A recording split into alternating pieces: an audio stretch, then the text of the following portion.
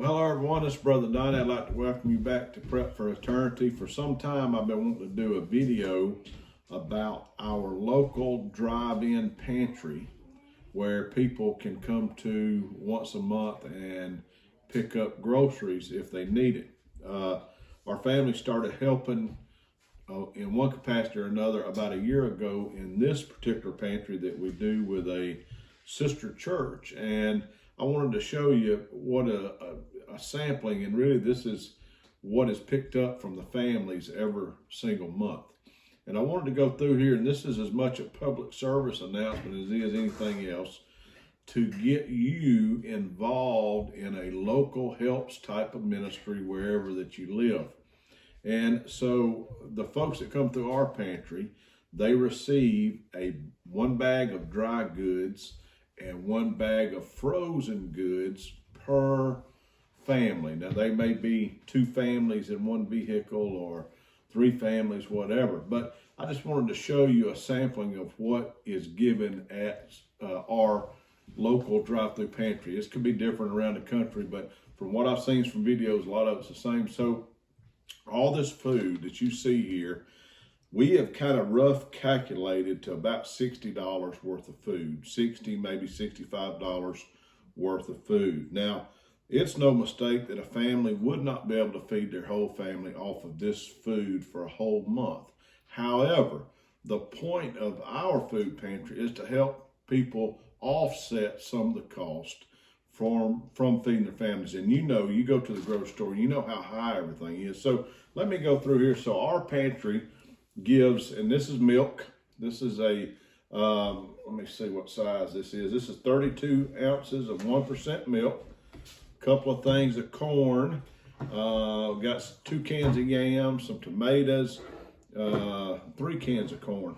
Did I say that? No, sorry. Mixed vegetables, corn, and some collard greens. And then 2 things of rice, and then the pinto beans out front.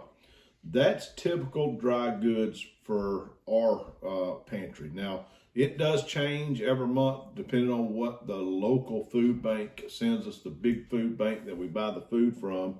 And the church does have to buy the food, by the way. It's not simply donated from the food bank. We buy it per pound. Now, the cost is heavily discounted, but it is still per pound. So that's some of the dry goods. And then some of the frozen stuff, you can see the hamburgers in the front. And this is subject to change every single month. So this morning we gave out these hamburgers. We gave out chicken. This is a whole chicken cut in portions. We gave out sliced peaches that are frozen. We gave out whole strawberries. And then we gave out cut green beans. Now, month to month, it may change. Like maybe they won't be hamburgers next month. They may be pork loin of some kind or pork chops. They may be fish of some kind.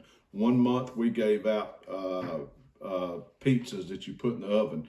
Most of the time they do that I've seen, we give out chicken. So this is kind of a smattering of what's given out. Now, the reason that we have this food, I've got a lady at our church that needed a box, so I took it and put it in my freezer, and I'll take it to her in the morning. Can you imagine having to go to a food pantry and try to supplement your food every month? Suppose you're on a fixed income, suppose you're on Social Security or you're retired, and you had to offset some of the food costs because you know how expensive things are.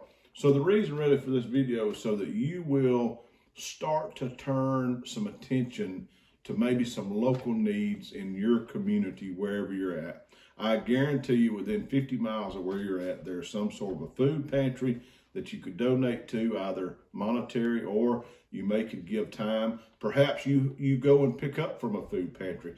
I would certainly hope that you would go back and help volunteer if you're able.